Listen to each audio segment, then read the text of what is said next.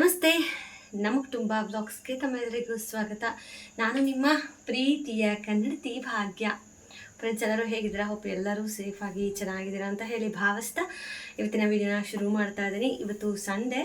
Actually ಈಗ ಒಂದು evening 6:30 time ಆಗಿರಬಹುದು. ಇವಾಗ ಬ್ಲಾಗ್ ಶುರು ಮಾಡ್ತಾ ಇದ್ದೀನಿ. ಬಟ್ ಬೆಳಗ್ಗೆಯಿಂದ ಒಂದು ಸ್ವಲ್ಪ ವಿಡಿಯೋ ಬೈಟನ್ನು ಶೂಟ್ ಮಾಡಿದ್ದೀನಿ. ಅದನ್ನೆಲ್ಲ ಆ್ಯಡ್ ಮಾಡ್ತೀನಿ, ನೋಡಿ. ಆ್ಯಂಡ್ ಇನ್ನೂ ಯಾರಾದರೂ ಹೊಸದಾಗಿ ನಮ್ಮ ಚಾನಲ್ ನೋಡ್ತಾ ಇದ್ದಾರೆ, ಚಾನಲ್ ಸಬ್ಸ್ಕ್ರೈಬ್ ಆಗಿ ನಿಮ್ಮ ಅನಿಸಿಕೆ ಅಭಿಪ್ರಾಯಗಳನ್ನು ಕಮೆಂಟ್ ಸೆಕ್ಷನಲ್ಲಿ ಕಮೆಂಟ್ ಮಾಡಿ ಅಂತ ಹೇಳ್ತಾ, ಇವತ್ತಿನ ವಂಡರ್ಫುಲ್ ವಿಡಿಯೋ ಅಂತ ಹೇಳೋದಿಲ್ಲ, ಬಹಳ ದಿನಗಳಾದ ಮೇಲೆ ಕ್ಯಾಮ್ರಾ ಮುಂದೆ ನಿಂತು ಮಾತಾಡ್ತಾ ಇದ್ದೀನಿ. ಸೊ ಹೇಗಿರುತ್ತೋ ವ್ಲಾಗ್ ನನಗಂತೂ ಗೊತ್ತಿಲ್ಲ, ಬಟ್ ಶೂಟ್ ಮಾಡ್ತಾ ಇದ್ದೀನಿ. ತುಂಬ ಜನ ನನ್ನನ್ನು ಕೇಳ್ತಾ ಇದ್ರಿ, ಯಾಕೆ ಇಷ್ಟು ದಿನ ವಿಡಿಯೋ ಮಾಡ್ತಾ ಇಲ್ಲ ಅಂತ. ಸೊ ಆಲ್ಮೋಸ್ಟ್ ಕಳೆದ ಒಂದು ವಿಡಿಯೋದಲ್ಲೇ ಎಲ್ಲರಿಗೂ ಆನ್ಸರ್ ಸಿಕ್ಕಿರುತ್ತೆ. ಸೊ ದಯವಿಟ್ಟು ಅದರ ಬಗ್ಗೆ ಇನ್ನೂ ಎಕ್ಸ್ಟ್ರಾ ಏನೂ ಕೇಳಬೇಡಿ, ಬಿಕಾಸ್ ಅದರಿಂದ ನಾನು ಮೈಂಡ್ ಡೈವರ್ಟ್ ಮಾಡಿಕೊಂಡು ಅದನ್ನು ಮರಿಬೇಕು ಅಂತ ಇದ್ದೀನಿ. ಸೊ ಮತ್ತೆ ನೀವು ಅದನ್ನು ನೆನಪು ಮಾಡ್ತಾ ಇದ್ದರೆ, ಪದೇ ಪದೇ ಕೇಳ್ತಾ ಇದ್ದಾಗ ನನಗೂ ಅದೆಲ್ಲ ಹಳೇದು ನೆನಪಾಗುತ್ತಾ ಮತ್ತೆ ನಾನೇ ವೀಕ್ ಆಗ್ತೀನಿ. ಸೊ ಹಾಗಾಗಿ ಇಟ್ಸ್ ಅ ಅಂಬಲ್ ರಿಕ್ವೆಸ್ಟ್ ನಿಮಗೆ, ಮತ್ತೆ ಏನಾಯಿತು ಅಂತ ಕೇಳಬೇಡಿ. ಹೇಳ್ಕೊಳ್ಳೋ ಹಾಗಿದ್ದಿದ್ರೆ ಖಂಡಿತವಾಗ್ಲೂ ನಾನು ಹೇಳ್ಕೊತಾ ಇದ್ದೆ. ಬಟ್ ಅದರಿಂದ ನಾನು ದೂರ ಬರಬೇಕು, ಅದರಿಂದ ನಾನು ಬಿಡುಗಡೆ ಆಗಬೇಕು ಅಂತಲೇ ನಾನು ಅದನ್ನು ಆದಷ್ಟು ಮರೆಯೋಕ್ಕೆ ಟ್ರೈ ಮಾಡ್ತಾ ಇದ್ದೀನಿ. ಹೋಪ್ ನಿಮ್ಗೆ ಅರ್ಥ ಆಗುತ್ತೆ ಅಂತ ಹೇಳಿ ಭಾವಿಸ್ತಾ ಇದ್ದೀನಿ. ದಯವಿಟ್ಟು ಮತ್ತೊಂದು ಸಾರಿ ಅದ್ರ ಬಗ್ಗೆ ಕೇಳಬೇಡಿ ಅಂತ ಹೇಳ್ತಾ, ಸೊ ಬನ್ನಿ ಹಾಗಿದ್ರೆ ಇವತ್ತಿನ ವಂಡರ್ಫುಲ್ ವಿಡಿಯೋನ ಶುರು ಮಾಡ್ತಾ ಇದ್ದೀನಿ. ಸೊ ದಯವಿಟ್ಟು ಸಬ್ಸ್ಕ್ರೈಬ್ ಮಾಡಿ ವಿಡಿಯೋನ ನೋಡಿ, ಯಾಕಂದರೆ ಎಷ್ಟೊಂದು ಜನ ವಿಡಿಯೋನ ಸಬ್ಸ್ಕ್ರೈಬ್ ಆಗದೇ ನೋಡ್ತಾ ಇದ್ದೀರಾ. ಸೊ ನೀವು ಮಾಡೋ ಒಂದೊಂದು ಸಬ್ಸ್ಕ್ರೈಬ್ ನಮಗೆ ಎಷ್ಟು ಮೋಟಿವೇಟ್ ಆಗುತ್ತೆ ಅಂತ ಒಬ್ಬರು ಕಂಟೆಂಟ್ ಕ್ರಿಯೇಟ್ರಿಗೆ ಮಾತ್ರನೇ ಗೊತ್ತು. ಸೊ ದಯವಿಟ್ಟು ಯೂಟ್ಯೂಬಲ್ಲಿ ನೋಡ್ತಾ ಇರೋರು ಸಬ್ಸ್ಕ್ರೈಬ್ ಆಗಿ, ಫೇಸ್ಬುಕ್ಕಲ್ಲಿ ನೋಡ್ತಾ ಇರೋರು ಆದಷ್ಟು ಫಾಲೋ ಮಾಡಿ. ನಿಮ್ಮ ಪ್ರೀತಿ ಪ್ರೋತ್ಸಾಹ ಸದಾ ಈ ನಿಮ್ಮ ಕನ್ನಡತಿ ಭಾಗ್ಯ ಮೇಲೆ ಇರಲಿ ಅಂತ ಕೇಳ್ತಾ, let start today's video. Sunday ಇವತ್ತು no non veg, no chicken mutton and no travel, nothing. Just ಸಿಂಪಲಲ್ಲಿ ಮನೆಯಲ್ಲೇ ಟೈಮ್ ಸ್ಪೆಂಡ್ ಮಾಡ್ತಾ ಇದ್ದೀವಿ. ಸೊ ಅದರಲ್ಲೂ ಒಂದಷ್ಟು ಲೈಫಲ್ಲಿ ಎಕ್ಸ್ಪೀರಿಯನ್ಸ್ಗಳನ್ನು ಶೇರ್ ಮಾಡ್ತಾ ಇದ್ದೀನಿ ಈ ವಿಡಿಯೋದಲ್ಲಿ. ಖಂಡಿತವಾಗ್ಲೂ ಕೊನೆವರೆಗೂ ವಿಡಿಯೋನ ನೋಡಿ. ಆ್ಯಂಡ್ ಇಷ್ಟ ಆದರೆ ಪ್ಲೀಸ್ ಲೈಕ್ ಮಾಡೋದು ಮಾತ್ರ ಮರಿಬೇಡಿ. ಸೊ ಸಂಡೇ ಮಾರ್ನಿಂಗಿಂದನೇ ನಾವು ವ್ಲಾಗ್ ಶುರು ಮಾಡಿದೆ. ಇವತ್ತು ಸ್ವಲ್ಪ ನಾವು ಬ್ಯುಸಿ ಆದಷ್ಟು ತಲೆಯಲ್ಲಿ ಟೆನ್ಷನ್ಸು ಮತ್ತು ಯೋಚನೆಗಳು ಅವು ಯಾವೂ ಇರೋದಿಲ್ಲ. ಸೊ ಬೆಳಗ್ಗೆನೇ ನಮ್ಮ ಯಜಮಾನರು ಮತ್ತು ಪರ್ಯಂತ ಹೋಗಿ ಅವ್ರಿಗೆ ನೈಟ್ ಪ್ಯಾಂಟ್ಗಳು ಇರಲಿಲ್ಲ. ಪರ್ಯಂತ್ಗೂ ಅಷ್ಟೇ ಲಾಸ್ಟ್ ಟೈಮ್ ಊರಿಗೆಲ್ಲ ಹೋಗಿದ್ವಲ್ಲ, ಸೊ ಅಲ್ಲಿ ಎಲ್ಲನೂ ಗಲೀಜು ಮಾಡ್ಕೊಂಬಂದ್ಬಿಟ್ಟಿದ್ದ. ಸೊ ಅದಕ್ಕೆ ಅಂತ ಹೇಳಿ ಅವರಪ್ಪ ನೈಟ್ ಟ್ರ್ಯಾಕ್ಸು ಒಂದೆರಡು ಇರಲಿ ಕಣೆ ತೊಗೊಬರ್ತೀನಿ ಅಂದರು. ಸರಿನಪ್ಪ ಆಯಿತು ಹೋಗ್ರಿ ಅಂತ. ಇನ್ನು ನಾನಂತೂ 2 ವೀಲರಲ್ಲಿ ನನ್ನ ಕೈಯಲ್ಲಿ ಆಗಲ್ಲಪ್ಪ ಬರೋಕ್ಕೆ, ನೀವಿಬ್ಬರು ಹೋಗ್ಬಿಟ್ಟು ಬನ್ನಿ ಅಂತ ಹೇಳಿ ಅವರಿಬ್ಬರೇ ಹೋಗಿದ್ದರು. ಅದು ಎಷ್ಟು ಕೊಟ್ಟರು ಏನು ಅಂತಲೂ ಗೊತ್ತಿಲ್ಲ, ಬಾರ್ಗಿನ್ ಮಾಡಿದ್ರ ಇಲ್ವಾ ಅಂತ. ಆ್ಯಕ್ಚುಲಿ ನಾನು ಇವಾಗ ವರಮಹಾಲಕ್ಷ್ಮಿ ಹಬ್ಬಕ್ಕೆ ಸ್ವಲ್ಪ ಶಾಪಿಂಗ್ ಎಲ್ಲ ಮಾಡಬೇಕಿತ್ತು. ಓಕೆ, ಸೊ ಆ ಶಾಪಿಂಗು ಸಹ ನಮ್ಮ ಯಜಮಾನ್ರಿಗೆ ಹೇಳಕ್ಕೆ ಭಯ ಆಗಿ ಏನು ಮಾಡೋದು ಅಂತ ಕೂತ್ಕೊಂಡ್ಬಿಟ್ಟಿದ್ದೆ. ಸೊ ಅದಾದಮೇಲೆ ಒಂದು ಐಡಿಯಾ ಸಿಕ್ತು ಬಿಡಿ, ಅದನ್ನು ಮುಂಬರೋ ವಿಡಿಯೋಗಳಲ್ಲಿ ಹೇಳ್ತೀನಿ. ಹೇಗಿದ್ರು ವರಮಹಾಲಕ್ಷ್ಮಿ ಹಬ್ಬ ಇನ್ನೆಷ್ಟು ದಿನಗಳ ಕಟ್ಲೆ ಇದೆ ಅಷ್ಟೇನೆ. ಸೊ ಅದಕ್ಕೆ ಅಂತ ಹೇಳಿ ಇಲ್ಲಿ ನೋಡಿ, ಅವನಿಗೆ ಪರ್ಯಂತ 2 ಪ್ಯಾಂಟು ನೈಟ್ ಟ್ರ್ಯಾಕ್ಸು, ಆಮೇಲೆ ಇವರಿಗೆ 2 3-4 ಸೈಜ್ ಚಡ್ಡಿ ಬರ್ತಾವಲ್ಲ ಟ್ರ್ಯಾಕ್ಸು ಏನಂತಾರ ಚಡ್ಡಿಗಳು. ಪಾಪ ನಮಗೋಸ್ಕರ ವರ್ಷ ಪೂರ್ತಿ ನಮಗೆ ಮಕ್ಕಳಿಗೆ ನನಗೆ ಅಂತ ಹೇಳಿ ಕೊಡಿಸ್ತಾ ಇರ್ತಾರೆ. ಅವರಿಗೆ ಅಂತ ತೊಗೊಳ್ಳೋದೇ ಅವರು ತೀರಾ ಕಡಿಮೆ. ಅದು ನಾನೇ ಬಲವಂತ ಮಾಡಿ ಅವ್ರ ಬರ್ತ್ಡೇಗೆ ಒಂದು ಜೊತೆ ಬಟ್ಟೆ ಕೊಡಿಸಿದ್ರೆ ತೊಗೋತಾರೆ. ಅದು ಬಿಟ್ಟರೆ ಅವರೇ ಹೋಗಿ ನಂಗೆ ಬಟ್ಟೆ ಬೇಕು ಕಣೆ ಅಂತ ತೊಗೊಂಡಿರೋದು ಇಲ್ಲಿವರೆಗೂ ಇಲ್ಲ. ನಾವು ನಮ್ಮ ಸಂಸಾರ ಇವಾಗ ಶುರುವಾಗಿ ಒಂದು 8 ವರ್ಷ ರನ್ನಿಂಗಲ್ಲಿದೆ. ಸೊ 8 ವರ್ಷಗಳಲ್ಲಿ ನಾವು ಒಂದು ವರ್ಷನೂ ಅವರು ನನಗೆ ಬೇಕು ಕಣೆ ಬಟ್ಟೆ ಅಂತ ಹೋಗಿ ತೊಗೊಂಬಂದಿಲ್ಲ. ಸೊ ನಾನೇ ಬಲವಂತ ಮಾಡಿ ಅಯ್ಯೋ ತೊಗೊಳ್ರಿ ಪರವಾಗಿಲ್ಲ ಅಂತ. ಅಂದರೆ ದುಡ್ಡು ಅವ್ರದ್ದೇನೆ, ಆಯಿತಾ. ತಗೊಳ್ಳೋಕ್ಕೂ ಅವ್ರಿಗೆ ಅಯ್ಯೋ ತೊಗೊಂಡ್ರೆ ಸುಮ್ಮನೆ ದುಡ್ಡು ವೇಸ್ಟ್ ಆಗುತ್ತೆ, ಎಮರ್ಜೆನ್ಸಿ ಬೇಕಾಗ್ಬೋದು, ಮನೇಲಿ ಮಗು ಇದ್ದಾನೆ, ಹೆಂಗಪ್ಪ ಏನು ಅಂತ ಆ ಥರ ಯೋಚನೆ ಮಾಡ್ತಾರೆ.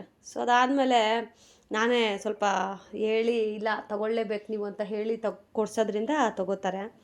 ಸೊ ಅದೇ ಥರನೇ ಇವತ್ತು ಹೋಗಿ ತೊಗೊಂಡು ಬಂದಿದ್ದರು.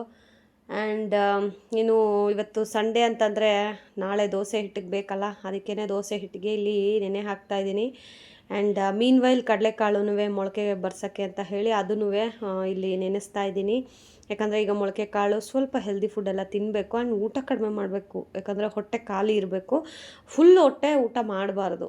ಸೊ ಅದಕ್ಕೋಸ್ಕರ ಸ್ವಲ್ಪ ಈ ಸಲಾಡ್ಸ್ ಆ ಥರ ಮಾಡಿಕೊಂಡ್ರೆ ಈಸಿ ಆಗುತ್ತೆ. ಮತ್ತು 3 ಹೊತ್ತು ಅನ್ನ ತಿನ್ನೋಕ್ಕೆ ತುಂಬ ಬೇಜಾರಾಗ್ತಾಯಿದೆ. ಚಪಾತಿ ಮುದ್ದೆ ಅವೆಲ್ಲ ತಿನ್ನೋ ಹಾಗಿಲ್ಲ. ಸೊ ಹಾಗಾಗಿ ಬರೀ ಇದೇ ಥರ. ಅದಕ್ಕೆ ಅಂತ ಹೇಳಿ ಇವತ್ತು ಇದು ಎರಡನ್ನೂ ಮೊಳಕೆ ಕಟ್ಟಾಕಿಟ್ಟಿದ್ದೀನಿ. ಆ್ಯಂಡ್ ಇನ್ನು ನನಗೆ ನಮ್ಮ ಯಜಮಾನ್ರಿಗೆ ಟೀ ಗಿಲ್ಲಿ ಇಡ್ತಾಯಿದ್ದೀನಿ. ನಾವಿಬ್ಬರು ಕುಡಿಯೋದೇ ತೀರಾ ಅಪರೂಪ. ಅಂದರೆ ನಾನು ಸ್ವಲ್ಪ ಟೀಗೆ ಅಡಿಕ್ಟೆಡ್ಡು. ಸೊ ಡಾಕ್ಟ್ರ್ ಹೇಳ್ದಾಗಿಂದ ಸಿಂಪಲಾಗಿ 1 ಲೋಟ ಆ ಥರ ಕುಡ್ಕೋತೀವಿ. ಇನ್ನು ಲಾಸ್ಟ್ ಸಂಡೇ ಇನ್ನು ಅಮಾವಾಸ್ಯೆ ಬಂದುಬಿಟ್ರೆ ತಿನ್ನೋ ಹಾಗಿಲ್ಲ ಅಂತ ಹೇಳಿ ಎಗ್ಗು ಸಹ ಬೇಯಿಸಿದ್ದೆ ಸಂಡೇ. ನಾನ್ ವೆಜ್ ಏನೂ ತಂದಿರಲಿಲ್ಲ, ಬಿಕಾಸ್ ನಾನು ನಾನ್ ವೆಜ್ ತಿನ್ನೋ ಹಾಗಿರಲಿಲ್ಲ. ಹಾಗಾಗಿ ಎಗ್ ಜೊತೆಗೆ ಟಿಫನ್ಗೆ ಅಂತ ಹೇಳಿ ನಾನಿಲ್ಲಿ ಟೊಮೊಟೊ ಬಾತ್ ಮಾಡಿದ್ದೆ. ಬಟಾಣಿ ಎಲ್ಲನೂ ಹಸಿ ಬಟಾಣಿ ಇತ್ತಲ್ಲ, ಚೆನ್ನಾಗಿರುತ್ತೆ ಘಮ ಘಮ ಅಂತ. ಅದಕ್ಕೆ ಅಂತ ಹೇಳಿ ಇಲ್ಲಿ ಟೊಮೊಟೊ ಬಾತ್ ನೋಡಿ ಎಷ್ಟು ಚೆನ್ನಾಗಾಗಿದೆ.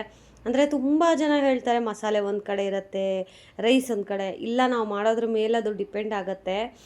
ಮಾಡಬೇಕಾದ್ರೆ ನಾವು ಆಲ್ಮೋಸ್ಟು ಅಕ್ಕಿ ಹಾಕಿದ ಮೇಲೆ ಕುದಿ ಬರಬೇಕು.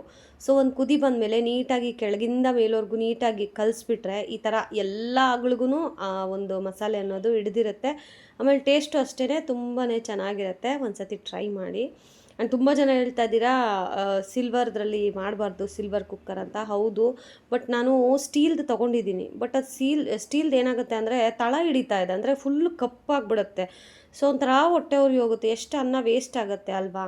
ಅದಕ್ಕೆ ಆ ಸ್ಟೀಲ್ದು ತೆಗೆದು, ಯಾಕಂದ್ರೆ ನೀವು ನೋಡಿದ್ದೀರಾ ನಾನು ಸ್ಟೀಲ್ದು ರೀಪ್ಲೇಸ್ ಮಾಡಬೇಕಾದ್ರೂ ಅದು ಕೆಳಗಡೆ ಫುಲ್ಲು ಸೀದೋಗ್ತಾ ಇದೆ. ಮೇ ಬಿ ನಿಮ್ಮಲ್ಲಿ ಯಾರಾದರೂ ಅದನ್ನು ಯೂಸ್ ಮಾಡ್ತಾಯಿದ್ರೆ ಖಂಡಿತವಾಗ್ಲೂ ನಿಮ್ಗೇನಾದರೂ ಆ ಟಿಪ್ ಗೊತ್ತಿದ್ದರೆ ಯಾಕೆ ಅದು ಸೀದೋಗುತ್ತೆ ಅಂತ ಹೇಳಿ ಕಮೆಂಟ್ ಮಾಡಿ. ಆ್ಯಂಡ್ ನಮ್ಗೆ ಇದರಲ್ಲಿ ಒಂದು ಸ್ವಲ್ಪನೂ ಸೀದೋಗೋದಿಲ್ಲ. ಸೊ ಅದು ಒಂಥರ ಬೆಸ್ಟ್ ಅಡ್ವಾಂಟೇಜ್. ಆ್ಯಂಡ್ ಇನ್ನೂ ಇದು ಸಾಯಂಕಾಲ ಅಲ್ಲಿ ದೋಸೆ ಹಿಟ್ಟು ಹಾಕಿಸ್ಕೊಂಬಂದರು. ಆ್ಯಂಡ್ ಅನ್ನ ಮಧ್ಯಾಹ್ನದ್ದೇ ಒಂದು ಸ್ವಲ್ಪ ಇತ್ತು, ಅದನ್ನು ನಾನೇ ತಿನ್ಕೊಂಡ್ರೆ ಆಗುತ್ತೆ ಅಂತ ಹೇಳಿ ಇವಾಗ ಅದನ್ನು ಸೈಡ್ಗೆ ಇಡ್ತಾ ಇದ್ದೀನಿ. ಇವ್ರಿಗೆ ಏನಾದರೂ ಮಾಡಿಕೊಡೋಣ ಅಂತ ಹೇಳಿ.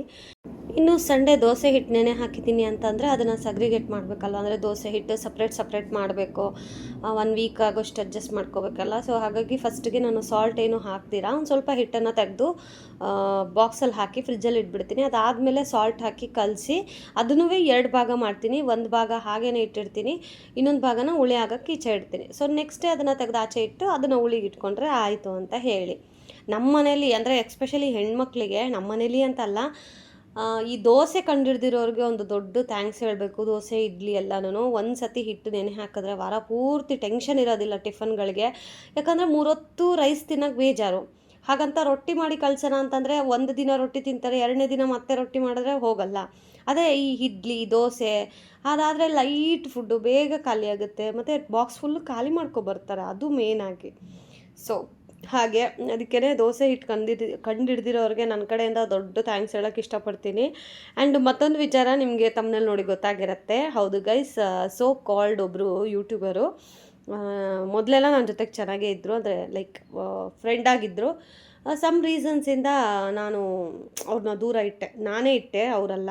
ಸಮ್ ರೀಸನ್ಸಿಂದ ಆ ಯೂಟ್ಯೂಬನ್ನು ನಾನು ದೂರ ಇಟ್ಟೆ. ಬಿಕಾಸ್ ಅವರ ವೇವ್ ಲೆಂತ್ ಮೊದಲು ಚೆನ್ನಾಗಿದ್ದರು, ಬಟ್ ಯಾವಾಗ ಕೆಲವೊಂದು ಸಾರಿ ಸ್ಪೆಂಡ್ ಮಾಡೋದು ಅಂತ ಬರುತ್ತಲ್ವ, ಈಗ ಎಲ್ಲಾದರೂ ಹೋದಾಗ ಅಥವಾ ನಾವೇ ಅವ್ರ ಮನೆಗೆ ಹೋದಾಗ ಗುರು ಬಂದವರಿಗೆ 1 ಲೋಟ ನೀರು ಕೊಡೋಕ್ಕೂ ಹಿಂದು ಮುಂದೆ ನೋಡ್ತಾರೆ ಅಂತಂದರೆ ಅಂಥವ್ರನ್ನ ನಮ್ಮ ಜೀವನದಿಂದ ಫಸ್ಟ್ ಕಟ್ ಮಾಡಿ ಬಿಸಾಕಬೇಕು.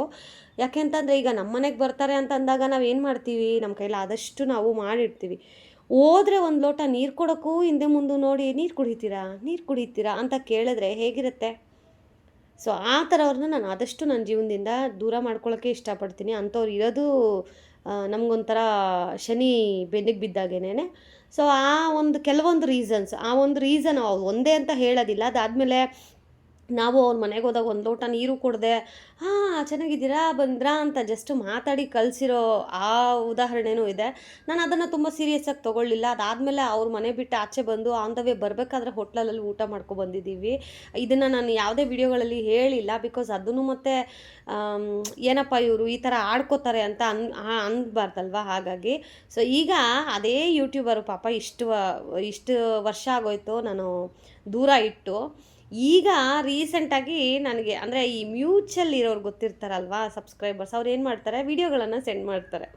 ಸೊ ನಾನು ಸಡನ್ನಾಗಿ ಇದ್ಯಾರಪ್ಪ ಈ ವಿಡಿಯೋ ಕಳಿಸಿದ್ದಾರೆ ಅಂತ ನೋಡಿದಾಗ ಗೊತ್ತಾಯಿತು. ನೋಡಿ ಅಕ್ಕ, ನಿಮ್ಮನ್ನು ಹೆಂಗೆ ಕಾಪಿ ಮಾಡ್ತಾ ಇದ್ದಾಳೆ ಇವಳು ಅಂತ ಹೇಳಿ. ಕಾಪಿ ಮಾಡಿದ್ರೆ ಖುಷಿ ಪಡಬೇಕು ಆ್ಯಕ್ಚುಲಿ. ಬಟ್ ನನಗೆ ತೀರಕ್ಕೆ ಒಂದು ಸತಿ ಕೋಪನೂ ಬಂತು. ಏನಪ್ಪ ಇವಳು ಇಷ್ಟು ವರ್ಷ ಬೇರೆ ಥರ ಏನೇನೋ ಮಾಡಿದ್ಲು, ಸ್ಟೆಂಟು ಕ್ಲಿಕ್ ಆಗಿಲ್ಲ ಅಂತ ಈಗ ನನ್ನನ್ನು ಕಾಪಿ ಮಾಡೋಕ್ಕೆ ಟ್ರೈ ಮಾಡ್ತಾ ಇದ್ದಾಳೆ ಅಂತ ಹೇಳಿ ಅಂದ್ಕೊಂಡೆ ಮನಸ್ಸಲ್ಲೇ. ಬಟ್ ಅದಾದಮೇಲೆ 2 ಸೆಕೆಂಡ್ಸ್ ಕೋಪ ಬಂತು. ಅದಾದಮೇಲೆ ಖುಷಿ ಆಯಿತು. ಓ ಪರವಾಗಿಲ್ಲ, ಹಂಗಾದರೆ ನಾನು ದೂರ ಇಟ್ಟರು ನನ್ನನ್ನು ಅವಳು ಇಷ್ಟಪಟ್ಟು ವೀಡಿಯೋಗಳೆಲ್ಲ ನೋಡ್ತಾ ಇದ್ದಾಳೆ ಅಂತ ಹೇಳಿ ಖುಷಿ ಆಯಿತು. ನಾನು ಯೂಶಲಿ ಯೂಟ್ಯೂಬರ್ಸ್ಗಳಲ್ಲಿ ಫ್ರೆಂಡ್ಸ್ ಮಾಡ್ಕೊಳ್ಳೋದಿಲ್ಲ ಗೈಸ್, ಯಾಕಂದರೆ ಎಲ್ಲರೂ ಅಷ್ಟೇನೆ ಅವ್ರವ್ರ ಟೈಮ್ ಬಂದಾಗ ಬುದ್ಧಿಗಳನ್ನು ತೋರಿಸ್ಬಿಡ್ತಾರೆ. ಸೊ ಅದಕ್ಕೇನೆ ನಾನು ಈ ಯೂಟ್ಯೂಬರ್ಸ್ ಫಂಕ್ಷನ್ಸ್ ಆಗಲಿ ಕರೀತಾರೆ, ಇಲ್ಲ ಅಂತಲ್ಲ ಕರೀತಾರೆ, ಬಟ್ ಹೋಗಿ ನಾವು ಸ್ವಲ್ಪ ಕ್ಲೋಸ್ ಆದರೆ ಮತ್ತೆ ಅದು ಎಲ್ಲಿ ಬ್ರೇಕ್ ಆಗಿಬಿಡುತ್ತೋ ಅನ್ನೋ ಬೈಕೆ ನಾನು ಆ ಥರ ಎಲ್ಲ ಹೋಗೋದಿಲ್ಲ. ಆ್ಯಂಡ್ ತುಂಬ ಜನ ಯೂಟ್ಯೂಬರ್ಸು ಟಚ್ಚಲ್ಲಿದ್ದಾರೆ. ಸೊ ಅವರೆಲ್ಲರೂ ಮಾತಾಡ್ತೀನಿ, ಬಟ್ ಯಾರನ್ನೂ ನಾನು ಮೀಟ್ ಆಗೋದಾಗಲಿ ಅದೆಲ್ಲ ಮಾಡೋದಿಲ್ಲ. ಬಿಕಾಸ್ ಫೋನಲ್ಲಿ ಚೆನ್ನಾಗಿದ್ದೀವಿ, ಹಾಗೆ ಇದ್ಬಿಡೋಣ. ಯಾಕಂದ್ರೆ ನಾನು ಆಲ್ರೆಡಿ ಎಕ್ಸ್ಪೀರಿಯೆನ್ಸ್ ಮಾಡಿದ್ದೀನಿ. ಮನೆಗೆ ಹೋದಾಗ ಯಾವ ಥರ ಟ್ರೀಟ್ ಮಾಡ್ತಾರೆ, ಎಲ್ಲರೂ ಅಂತ ಹೇಳಲ್ಲ, ಕೆಲವೊಬ್ರು ಇರ್ತಾರೆ ಆ ಥರ. ಸೊ ಈಗ ನನ್ನ ನೋಡಿ ಕಾಪಿ ಮಾಡ್ತಾ ಇದ್ದಾಳೆ ಅಂತಂದಾಗ ಖುಷಿ ಆಯಿತು. ಕೊನೆಗೆ ನನ್ನ ವೀಡಿಯೋಸ್ ಎಲ್ಲ ನೋಡ್ತಾ ಇದ್ದಾಳೆ ಅಂತಲೂ ಖುಷಿ ಆಯಿತು. ಬಟ್ ಇವತ್ತಿಗೆ ಅವಳು ವೀಡಿಯೋ ನೋಡ್ತಾಳೆ ಅಂತ ಗೊತ್ತಾಗಿನೇ ಈ ವಿಡಿಯೋ ಹಾಕ್ತಾಯಿದ್ದೀನಿ. ನಿನಗೆ ಈ ವಿಡಿಯೋ ಇವಾಗ ಹೇಳ್ತಾ ಇರೋದು, ಮನೆಗೆ ಯಾರಾದರೂ ಬಂತಂದರೆ ಒಂದು ಲೋಟ ಅವ್ರು ಕುಡಿದೇ ಹೋಗಲಿ, ಒಂದು ಲೋಟ ನೀರು, ಒಂದು ಲೋಟ ಕಾಫಿನೋ ಟೀನೋ ಏನೂ ಹಾಳಾಗೋದಿಲ್ಲ ಆ ಒಂದು ಇದರಿಂದ. ಅರ್ಥ ಮಾಡ್ಕೊ. ಇನ್ಮೇಲಾದರೂ ನಿಮ್ಮ ಮನೆಗೆ ಯಾರಾದರೂ ಬಂದಾಗ, ನಾನು ಅಂತ ಹೇಳಲ್ಲ, ಯಾರೇ ಒಬ್ಬರು ನಿಮ್ಮ ಯಜಮಾನ್ರ ಫ್ರೆಂಡ್ಸ್ ಆಗಲಿ ಅಥವಾ ನಿನ್ನ ಫ್ರೆಂಡ್ಸ್ ಆಗಲಿ ಮನೆಗೆ ಬಂದರೆ ಅವ್ರಿಗೊಂದು ಲೋಟ ನೀರು ಕೊಡು, ಕಾಫಿ ಟೀ ಮಾಡಿಕೊಡ್ಲಾ ಅಂತ ಕೇಳು. ಕುತ್ಕೊಳ್ಳಿ ಚೆನ್ನಾಗಿದ್ದೀರಾ ಅಂತ ಕುತ್ಕೊಂಡು ಮಾತಾಡೋದಲ್ಲ. ಆಮೇಲೆ ಅವರು ಅಷ್ಟೇ ಗ್ರ್ಯಾಟಿಟ್ಯೂಡ್ಗೆ ಏನೋ ತಂದಿರ್ತಾರೆ, ಆಯಿತಾ. ನೀನು ಅವ್ರ ಮನೆಗೆ ಹೋದಾಗ ಅವ್ರು ಎಷ್ಟು ಚೆನ್ನಾಗಿ ಟ್ರೀಟ್ ಮಾಡಿರ್ತಾರೋ ಅದರಲ್ಲಿ ಕಾಲು ಭಾಗನಾದರೂ ನೀನು ಟ್ರೀಟ್ ಮಾಡೋದು ಕಲಿಬೇಕು. ಬರೀ ಯಾವಾಗಲೂ ಸ್ವಾರ್ಥಿಯಾಗಿ ಮಾಡಿಸ್ಕೊಳ್ಳೋದಲ್ಲ, ನೀನು ಮಾಡಬೇಕು. ಯಾಕಂತಂದರೆ ನೀನು ನನ್ನ ವಿಡಿಯೋ ನೋಡ್ತಾ ಇದೀಯ ಅಂತ ಹೇಳಿ ನನಗೆ ಗೊತ್ತಾಗಿದೆ. ಸೊ ಹಾಗಾಗಿ ಆ ಕಾರಣಕ್ಕೆ ನಾನು ಹೇಳ್ತಾ ಇದ್ದೀನಿ. ಇನ್ನು ಮುಂದೆ ಆದರೂ ಚೇಂಜ್ ಮಾಡ್ಕೊ. ಆ್ಯಂಡ್ ನನ್ನನ್ನು ಕಾಪಿ ಮಾಡ್ತಾ ಇದೆಯಾ ನೋಡೋಣ, ನನ್ನನ್ನು ಕಾಪಿ ಮಾಡೋದ್ರಿಂದನಾದರೂ ನಿಮಗೆ ವ್ಯೂಸ್ ಬರ್ತಾ ಇದೆ ಅಂತಂದರೆ ಕಾಪಿ ಮಾಡು. Thank you so much. ಅವೆಲ್ಲ ನಾಟಕಗಳು ಬಿಟ್ಬಿಡು, ಇನ್ನು ಮುಂದೆ ಕರೆಕ್ಟಾಗಿ ಮಾಡ್ಕೊಂಡೋಗು. All the best. ನಿನ್ನ ಮೇಲೆ ನನಗೇನೂ ಕೋಪ ಇಲ್ಲ, ಬಟ್ ಅದು ತುಂಬಾ ನನಗೆ ಹರ್ಟ್ ಆಯಿತು. ಸೊ ಯೂಶಲಿ ನಾನು ಯಾರ ಮನೆಗೂ ಹೋಗೋದಿಲ್ಲ. ಸೊ ಬಂದಿದ್ದೀನಿ ಅಂತ ಅಂದಮೇಲೆ ಬೇಸಿಕ್ ರೆಸ್ಪೆಕ್ಟನ್ನು ಅಷ್ಟೇ ನಾವು ಎಕ್ಸ್ಪೆಕ್ಟ್ ಮಾಡ್ತೀವಿ. ಸೊ ರೆಸ್ಪೆಕ್ಟ್ ಇಲ್ಲದೆ ಯಾರ ಮನೆಗೂ ಹೋಗೋದಿಲ್ಲ. ಅದು ನಿನ್ನ ಮೈಂಡಲ್ಲಿ ಇರಲಿ. ಆ್ಯಂಡ್ ಇಷ್ಟೊಂದು ಈಗೋ ದುರಹಂಕಾರ ಇದ್ದರೆ ಜೀವನದಲ್ಲಿ ತುಂಬ ಕಷ್ಟ, ತುಂಬ ಅನುಭವಿಸ್ಬೇಕಾಗತ್ತೆ. ಸೊ ಆದಷ್ಟು ತಗ್ಗಿ ಬಗ್ಗಿ ನಡಿ ಅಂತ ಹೇಳೋಕ್ಕೆ ಇಷ್ಟಪಡ್ತೀನಿ. ಕೆಲವೊಬ್ಬರು ಫ್ರೆಂಡ್ಶಿಪ್ ಮಾಡ್ತಾರೆ ಅಂತಂದರೆ ಆ ಫ್ರೆಂಡ್ಶಿಪ್ಗೆ ಬೆಲೆ ಕೊಡೋದನ್ನು ಕಲಿ. ಓಕೆ, ಹೋಪ್ ಅರ್ಥ ಆಗಿದೆ ಅಂತ ಹೇಳಿ ಭಾವಿಸ್ತಾ ಇವತ್ತಿನ ವಿಡಿಯೋನ ಇಲ್ಲಿಗೆ ಎಂಡ್ ಮಾಡ್ತೀನಿ. ಮತ್ತೊಂದು ಇಂಟ್ರೆಸ್ಟಿಂಗ್ ವಿಡಿಯೋ ಜೊತೆ ಸಿಗ್ತೀನಿ. ಅಲ್ಲಿವರೆಗೂ ಈ ನಿಮ್ಮ ಕನ್ನಡತಿ ಭಾಗ್ಯನ ಮಿಸ್ ಮಾಡ್ತಾಯಿರಿ, ಇದೇ ಥರ ಬ್ಲೆಸ್ ಮಾಡ್ತಾಯಿರಿ ಅಂತ ಹೇಳ್ತಾ ಗೈಸ್, ನಾಳೆ ಒಂದು ವಿಶೇಷವಾದ ವಿಡಿಯೋ ಬರುತ್ತೆ. ಅಂದರೆ ಇದಾದಮೇಲೆ ಬರುತ್ತೋ ಇದಾದಮೇಲೆ ಇಲ್ವೋ ಗೊತ್ತಿಲ್ಲ, ಬಟ್ ಆ ವಿಡಿಯೋಗೋಸ್ಕರ ವೇಟ್ ಮಾಡ್ತಾರೆ. Lots of love.